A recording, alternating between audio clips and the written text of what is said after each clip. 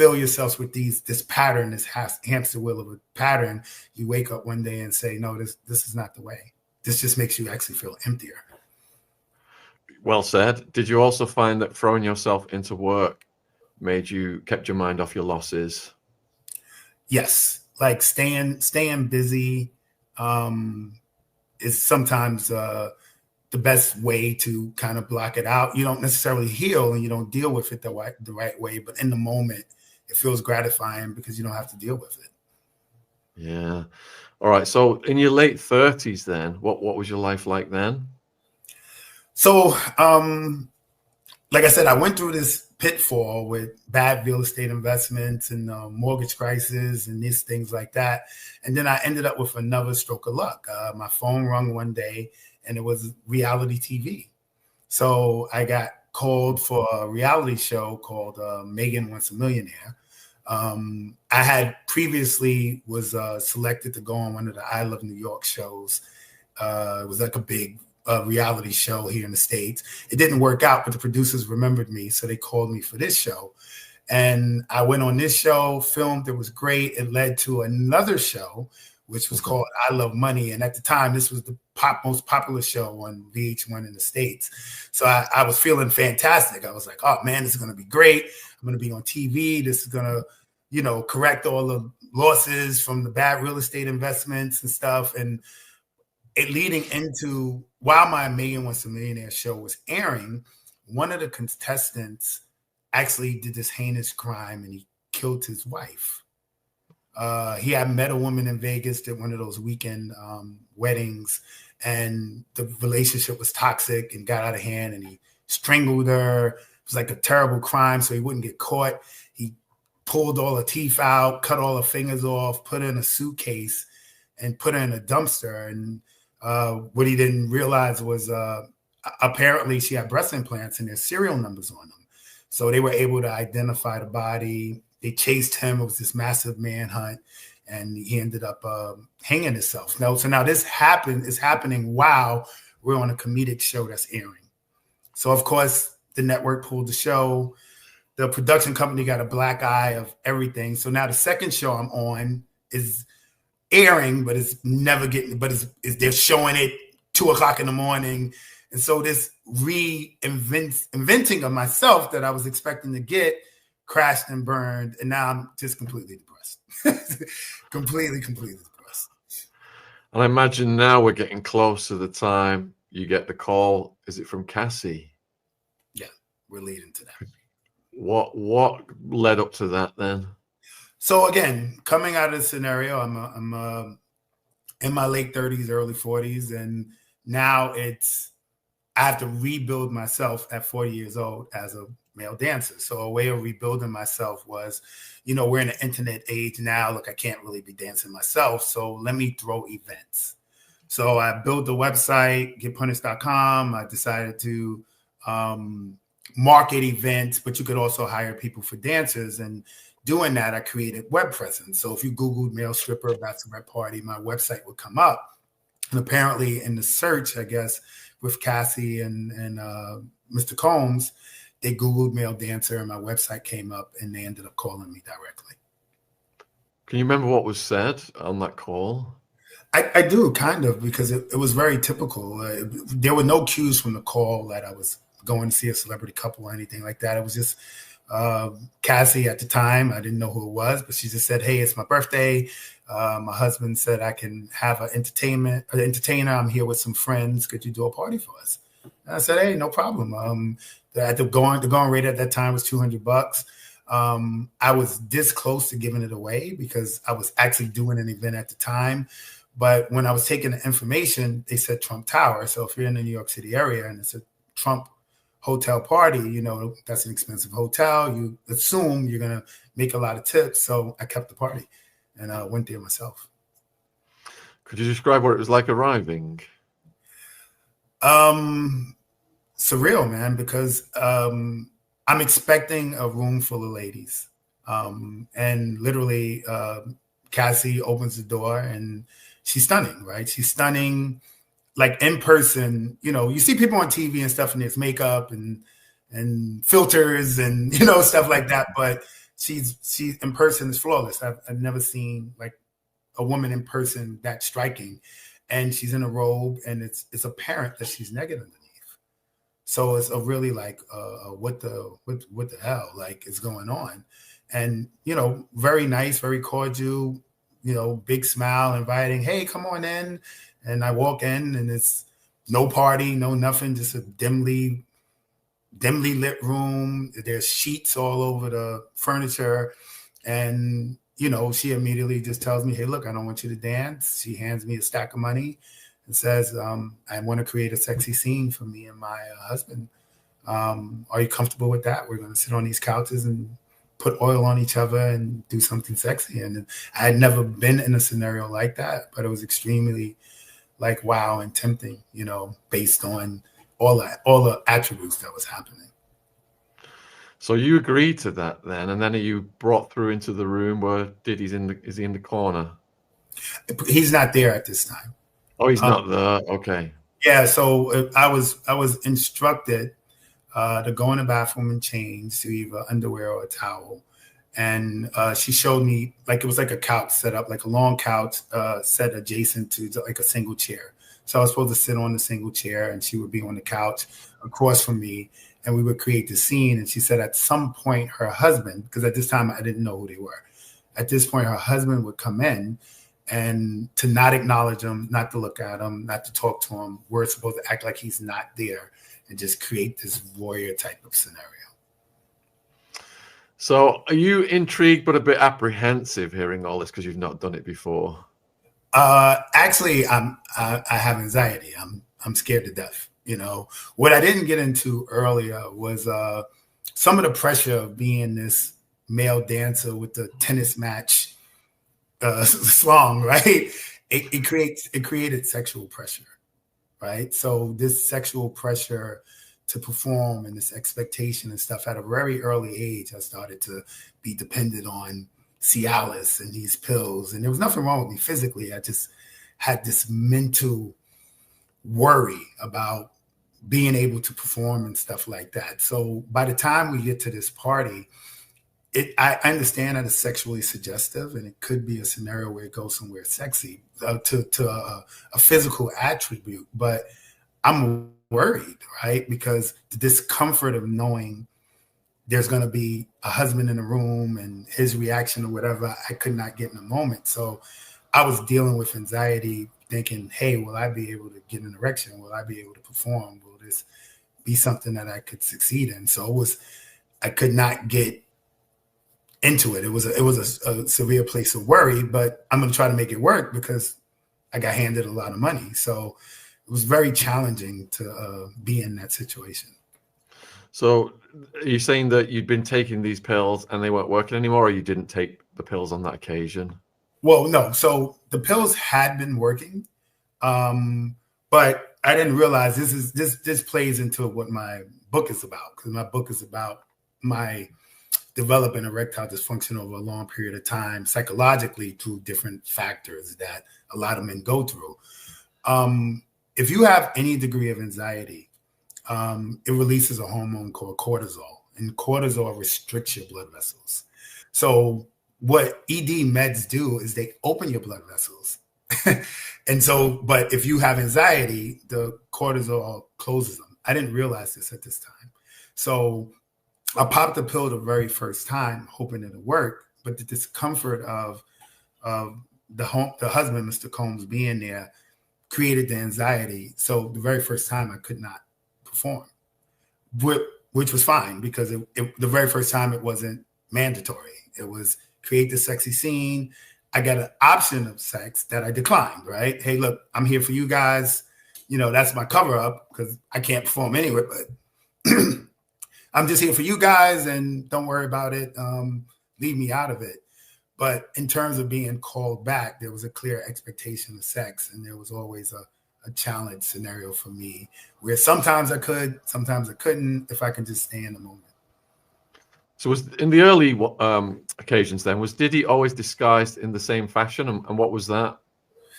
Yeah, his disguise was I don't know exactly what they call it. I hear burqa, I hear hijab, but it's similar to what the Muslim women wear, where their faces are completely covered and you can only see their eyes, which was a very odd scenario because he would have that on but be completely nude. So seeing somebody completely nude with that veil on is it's not something you see every day, you know. And you're a man who's seen many things. So for you to say that, you must be thinking, wow, this is like really out there. Yeah. It was definitely a odd, weird factor for me and my experience. But again, I don't know who they actually are at this time. For whatever reason, I didn't recognize Cassie. And again, his face is completely covered. And most of the time, he was across the room. And I can't look at him directly anyway, right? So I just knew, hey, look, you know, I'm charging $200 a pop. After that first occasion, I was handed 800, then an additional 1,200. So I basically made $2,000 for a baby oil massage. So it's like, hey, listen, man, and this woman's stunning, and I got to try to keep this going because to me it was a lucrative scenario in terms of making money easily. So, despite your mental anxiety on the first occasion, then did you manage to get control of that for the as you progressed? Yes, I did. And it would be based on momentum. So this scenario went across 2.5 years. So I could get calls multiple months in between. So it could be 4 months in between seeing them and doing this type of scenario. But when I would get seen, it could be like a Friday night, a Saturday night, a Sunday night, like back to back to back. So I noticed the frequency of the back to back. I can create some calmness, but sometimes going 6 months in between and just popping back up, it would start like everything would start over. So it was just really hit or miss. Like I even would say at sometimes, like, Dag, I wonder if they're gonna keep hiring me because one day I'm good, one day not so much, you know. But you know, obviously, in terms of creating what was wanted, it did last 2.5 years, so there had to be some positive thoughts about whatever interaction I created. So after the initial occasion with the baby oil massage, did it then become a regular scenario that was just repeated each time, or did the scenarios vary? They did not. It was very routine and methodical. It always started the same with some sort of she's on one couch, I'm on another couch. We put baby oil on each other individually. We rub it on each other. It starts as a distant mutual masturbation, which then could become some type of touching and caressing, then leading into sexual acts of intercourse and oral sex. And was the dialogue during this, or was it all done with music playing or silence? Or yeah, so it felt like acting in terms of with me and Cassie, like we were really trying to create sexual energy. So I'm following that lead, and most of the dialogue were subtle directions. I said this in my testimony from Mr. Combs, where he would say, you know, the rooms were like candlelit, or he's across the room and he may say, hey, move the candle to the side. Hey, why don't turn him this way? You move forward. She moves back. Like it was it's like a director, you know, a director setting the scene and the visual that he wanted. Nothing aggressive, nothing that seemed threatening or whatever, but it was clear this view or this look of the situation was going to be based on his personal preference. So was he disguising his voice when he was giving you these directions? He was not. But, you know, fun fact about me is I've been in clubs for the last 30 years.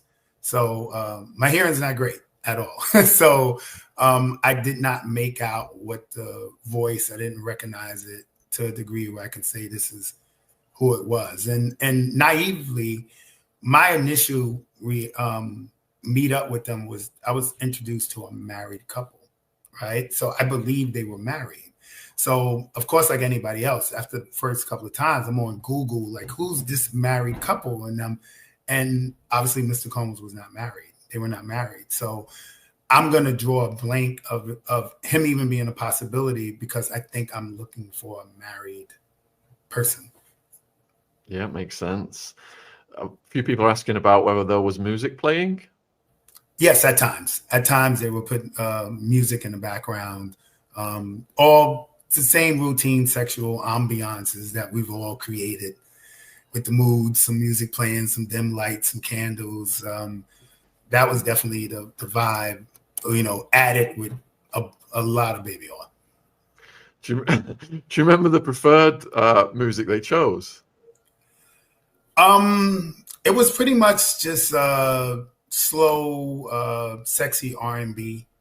Kind of like stuff like The Weeknd and Maxwell and these type of R&B mood setting music. So it was typical setup. Typical setup. Yeah, I remember being younger, like having a girl come over. I got to put on my favorite track, got my little good time playlist, My partner Jen has just asked whether Diddy played any of his own music while you were in these scenarios. He did not. I did not hear any Diddy music at all. So once you were getting physical with Cassie, then how long did these scenarios last? How long were you present before you left? Well, I was always there multiple hours aside from the first time, but the sex itself seemed anywhere between 25 and 45 minutes. They weren't extremely long sessions. The problem is I could show up at 2 a.m. and literally they would not be ready to interact to 6 a.m. So I'm literally just waiting around till I get a cue. So I was typically there 4 or 5 hours every single time, but the actual sex acts were only 20 to 45 minutes. So Diddy sat there with his burqa. You're not supposed to be looking at him, and he's giving you directions, while you guys are getting physical. And could you tell that he was physically enjoying himself from this? Well, as I testified to, the majority of the time he's masturbating, right? He's masturbating, he's pacing back and forth, so he's pleasuring himself while watching. So that's my only cue to him enjoying himself, right? Whatever the sexual scene and stuff we're creating, he's giving directions, saying what he wants to see. There was times that I testified to where we're in the middle of an act, and this was one of the rare occasions where we moved from the living room into a bedroom, and he actually took a stack of $100 bills and he slammed it on the bed. And, we both kind of reacted startled, and she turned to him and asked him, was everything okay? And he was like, hey, look, I'm enjoying this, So I did get cues of him enjoying it through his self-pleasuring and him directly saying it at times. So that's what I would share in terms of that. So I shouldn't be asking this, but a few people have put it in the chat. It was brought up at the court about his well-hungness or not. So again, I'm not supposed to look directly at him. I'm definitely was not focused in that area.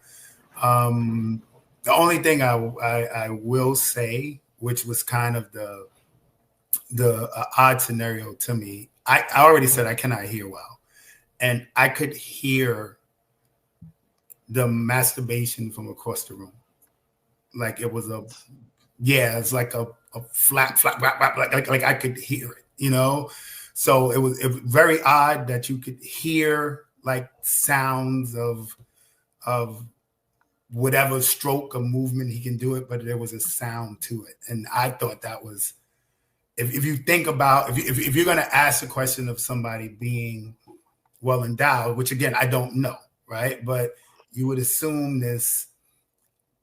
I know when I use that pump thing to get the hot sausage over the Frankfurter, I know the extra skin and girth or whatever could create sound, right? So wow. That's the only way I can answer that. I did not look. I did not want to look. I was already having a problem with my own erection, so staring at another guy's beef was probably would not have been a good thing for me. So I can't confirm anything, but that's the most I can say to answer that question. I hope it was helpful. Yeah, you're very helpful and very honest, and we appreciate that. I'm trying to one side of my mind is not trying to think about this, and the other side of my mind is like, you got to ask a question, you got to think about this. But to be creating that much thunder, he must have been really banging his bishop from that distance. So, all right, so you've got a question here then. While using the baby oil, did you ever feel different? Like maybe it had other mind-altering ingredients in it? I did not. You know, I felt like I was in my stable mind the entire time. I'm not a drinker. I don't smoke or use any drugs or anything like that. So I was pretty much squared.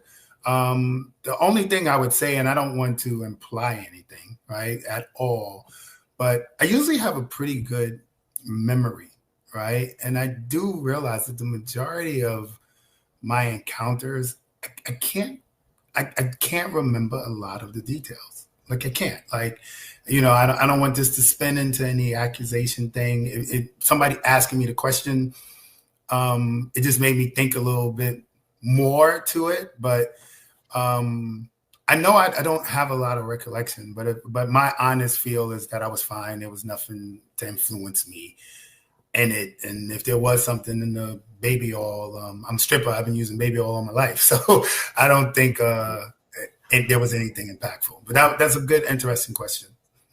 You had a lot of questions come in about Diddy's, whether he was, you think he was a voyeur, or whether you think that he wanted to join in with you.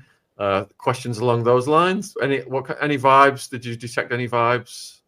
So ironically, when we first began, and I did not know who he was, it was purely a voyeur type of scenario, right? Halfway through, when I actually found out who he was, I did honestly get paranoid, because growing up here in the States, there has always been rumors about Diddy's sexuality. Obviously, nobody can confirm it. You know, I don't read into it too much, because even myself as a male dancer, when I hit my height of popularity, rumors came out that, you know, questioning my sexuality. So I know it's something that comes along. But because the rumors were out there, I was actually paranoid. You know, I write about it in my book, the insert that they're publicizing that I testified to.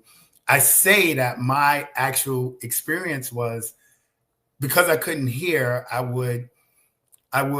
he would give instructions, and his instructions may say something like, baby, I love that position you're in, right? But my paranoid mind with my hard hearing would hear him say, I can't wait to penetrate him. And I'd be like, oh my God, you know what I'm saying? So I was having all of these crazy, deaf, paranoid interpretations. Wondering if, hey, is this guy, like I literally write it, like, it's so bad, because I wrote the story extremely comical in my book. And I'm like, oh man, this guy, I said no names, this guy's gonna see this, you know, but I'm like joking around, like, because like, and so I went through a factor, like every single time I came, wondering like, oh man, like if his sexuality is in question, will he, you know, make an advance at me? And if he makes an advance at me, oh shit, like how am I gonna handle this? You know, like I was definitely paranoid and worried that it could go somewhere left. But luckily it didn't. It didn't. So this is no verifying any part of Diddy's sexuality. We had no interactions, no nothing. Not one thing seemed gay or off. But because of the rumors, I was paranoid that it could go left. So several of the viewers have asked if you could just go back and let them know how you found out it was Diddy, and what year was that? So this started sometime in 2012, and I believe I did not find out to 2013. It was at least a year, 15 months into me having these interactions with them. And I found out by luck. Like I told you, I would wait around for hours. And in one specific hotel, they put me in an additional room. And while I'm waiting, I just decided to cut on the TV, and the hotel had a welcome message. And the welcome message was, The Essex House would like to welcome Mr. Sean Combs. And I was like, what? You know what I'm saying? Like, no way. I felt like an idiot, right? Because I actually followed him on Instagram. I knew I'm a fan, right? And so, I didn't obviously diligently look at his page, but the minute I saw his name, I was able to go. I'm his silhouette, like his complexion, all of the things is adding up. And obviously now I see him in pictures with Cassie. So I'm like, dude, you're a dunce. A year later, you're just realizing who it is. But that's when the paranoid, that's when the paranoid kicked in. Because there was those questions of his sexuality.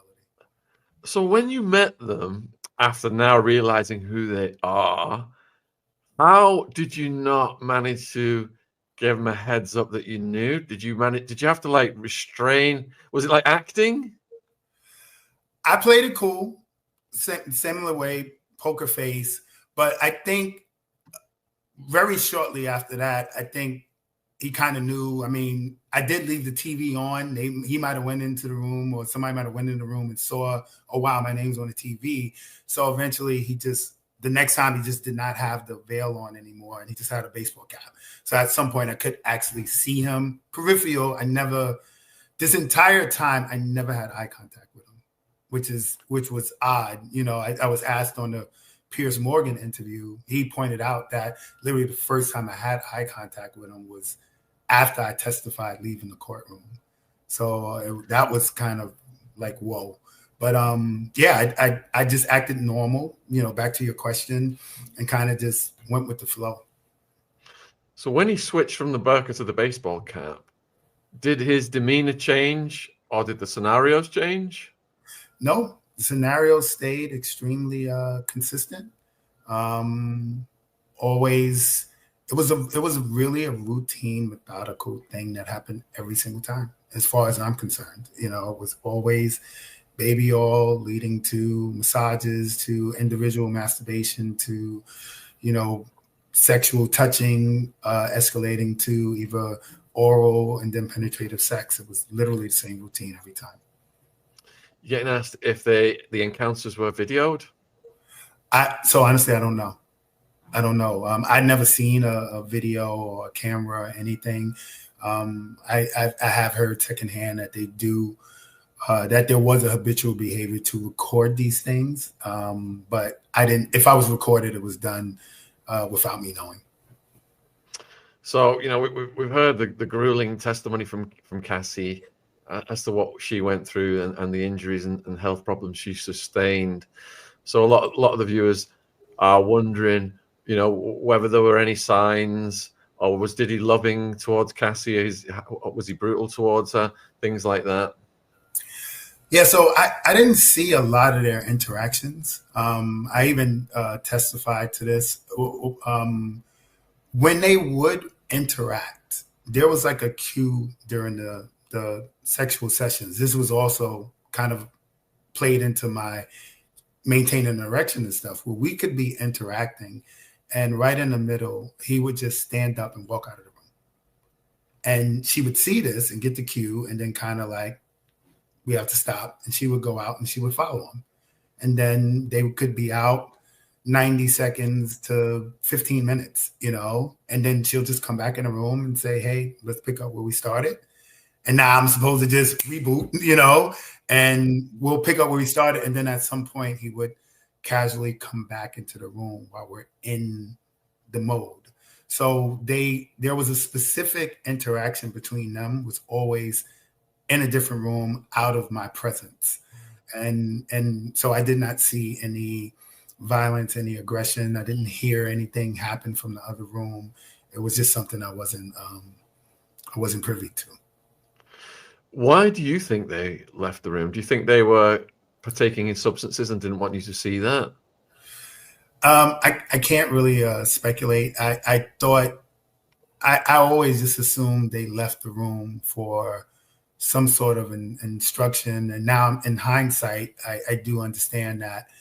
I did see somewhere where Cassie said when she was done with an escort or or guys she was dealing with, they would have their own sexual play together. So I just assumed whatever they were seeing, hey, come here, I want to kiss you, I want to touch you, I want to whatever. And I assumed they were having some sort of intimate bond based on him maybe turned on from what he saw. So that was my speculation. I have no proof, but that's how I kind of viewed it. That was there some time for them to interact. So Vanessa wants to know, in your scenario with Cassie, whether kissing was allowed? In my case, there was no kissing. And Tracy wants to know, did you ever start getting feelings for Cassie?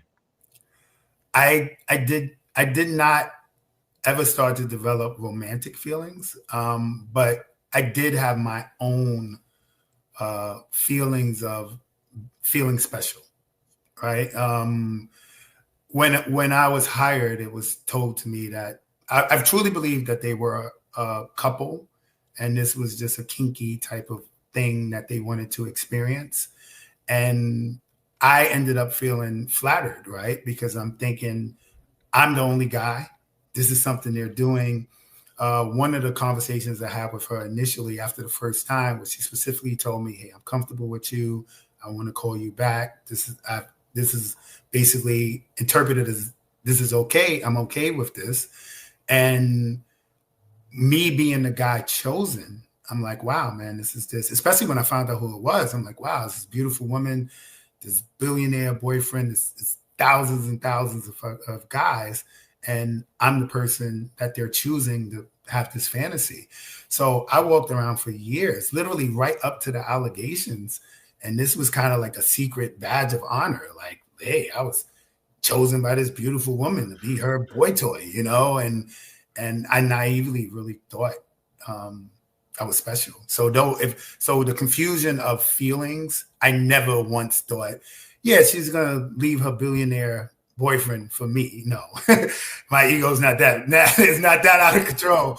But I did feel special that I thought I was a personal choice of hers to interact this way, and that's where the confusion of feelings might have came from in the testimony. Did you ever confide in anyone, any of your friends, colleagues, when you found out it was Diddy? I did. I told a handful of friends, like, man, yo, can you believe it? Like, this is what's going on. And everybody was like, no way, that's crazy. You know, it was like I said, it was like a badge of honor. I respected their privacy. I told only a handful of people, but the people who knew was just like, wow, man, like that's just such an amazing thing. And one thing about it that I think was verifying is sometimes you tell these stories to your friends and they're like, sure, yeah, I bet. And so the few people who thought I was embellishing or exaggerating or whatever the case may be, all of this coming out in this way, it definitely was a boost to my credibility, you know? Of course, yes. So once you knew it was Diddy, then this is what this question is getting at.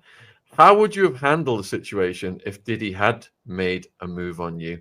Surely it would have been scary considering his reputation. So did you have to have a scenario in your mind where you thought, if Diddy does make a move on me, how I'm going to react in that situation? Of course, man. You know, I always played it to the degree of just, you know, stopping whatever interaction and just firmly explaining that, hey, look, that's not my sexual preference. I respect whatever it is, but these are my boundaries. And if you're comfortable with them, we can proceed. And if not, you know, this has to stop. I never played it out as it being some sort of large confrontation or whatever. You know, my experiences up to that point had always been respectful and actually literally spot on to don't acknowledge him. He won't acknowledge me. We won't have any conversations. So I didn't think it would be something overbearing. But I did play in my mind, how can I respectfully decline, you know, without being offensive or being confrontational. So these meetings then, were they always in the same location or did they vary? They vary between about 5 different hotels in the New York City area. And what was the largest tip you ever got from them? So it wasn't necessarily a tip. I only mentioned pay one time, and that was due to striptease in the beginning, $200. And, you know, the first time, like I said, I ended up with $2,000. So I never even spoke about money again. I just showed up and took whatever they gave me. And it was always either $1,200 or $2,000. I don't know why there was a difference. I don't know why the amounts varied, but it was a consistent $1,200 to $2,000 every time. All right. So how did the meetings wind down?